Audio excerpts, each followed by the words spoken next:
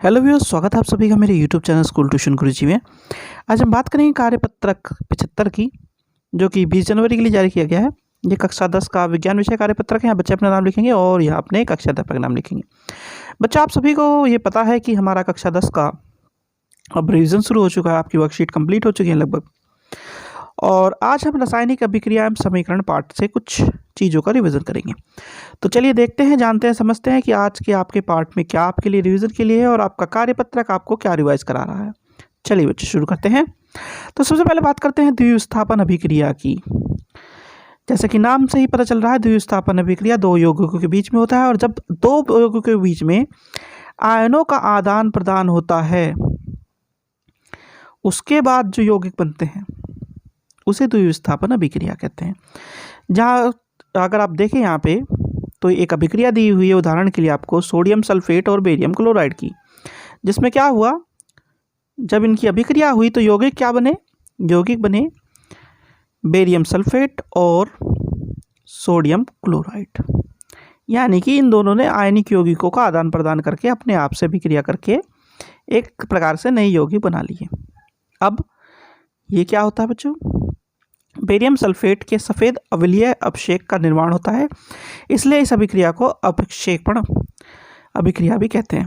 यानी कि ये थोड़ा सा आप अगर अंग्रेजी माध्यम से समझे तो अभिक्षेपण अभिक्रिया होती है जिसमें प्रेसिपिटेट यानी सफ़ेद सफ़ेद कुछ गाढ़ा सा पदार्थ बनता है, ये कहलाता है प्रेसिपिटेट। अंग्रेजी में अब प्रेसिपिटेट बनता है जिसे सफ़ेद अवलीय अभिक्षेप कहते हैं बच्चों। ये अभिक्षेपण अभिक्रिया या प्रेसिपिटेशन कहलाता है। अगर हम आगे बढ़े बच्चों, तो हमें दो तरह की अभिक्रिया मिलेंगी, अपचयन और उपचयन या रेडॉक्स अभिक्रिया। उपचयन क्या होता है बच्चों, उपचयन अभिक्रिया में ऑक्सीजन में वृद्धि होती है और हाइड्रोजन में ह्रास होता है, यानी कि ऑक्सीजन बढ़ेगी और हाइड्रोजन कम होगी। अपचयन में क्या होगा, इसका उल्टा, यानी हाइड्रोजन वृद्धि होगी, ऑक्सीजन की कमी होगी। यानी किसी एक चीज़ को अगर आप समझ लें,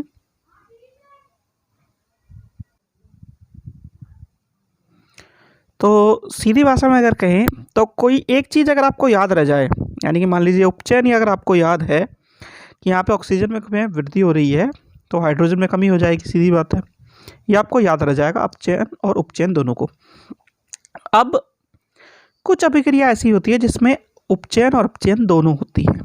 ऐसी अभिक्रिया जिसमें उपचयन और अपचयन दोनों होंगी वो कहलाती है रिडॉक्स अभिक्रिया।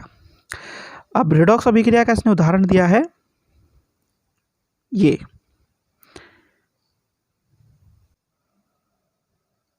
यानी कि कॉपर ऑक्साइड और हाइड्रोजन पे जब अभिक्रिया होगी तो कॉपर और ये वाटर ये बन जाएगा। अब इस अभिक्रिया में दोनों चीज़ें हो रही हैं, है ना। तो कॉपर ऑक्साइड से जब अभिक्रिया होगी अपचयन में CO और H2O, और उपचयन में H2O, ये दोनों चीज़ें आपको दिख रही है बनती हुई। अब आगे देखते हैं बच्चों।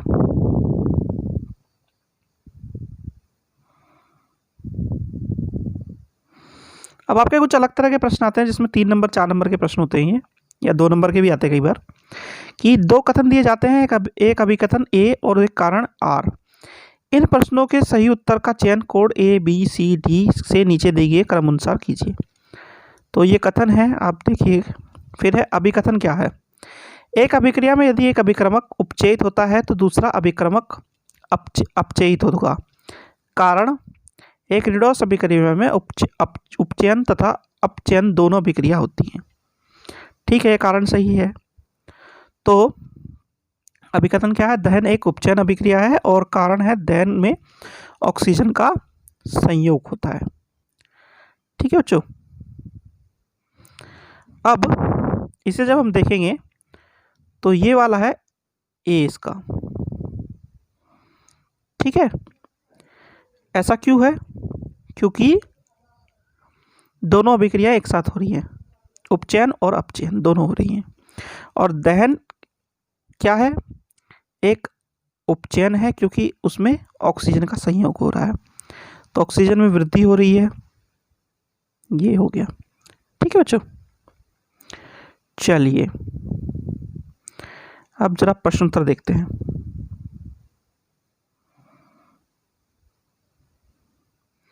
पहला प्रश्न है, उन अभिकर्मकों को पहचानिए जो अपचयित तथा उपचयित हो रहे हैं।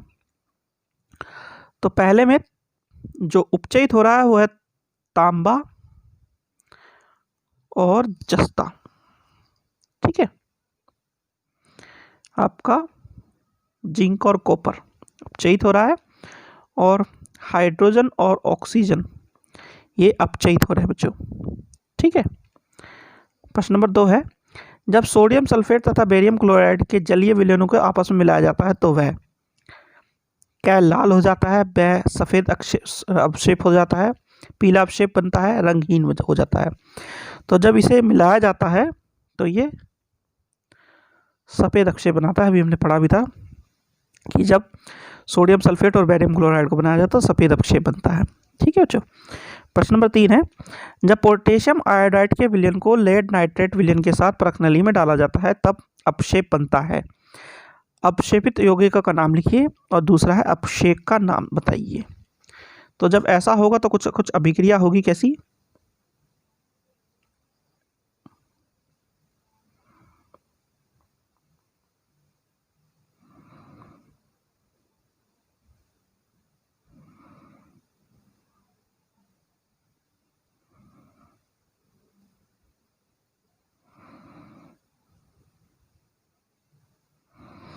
और ये पीला अभिषेक बनाएगा।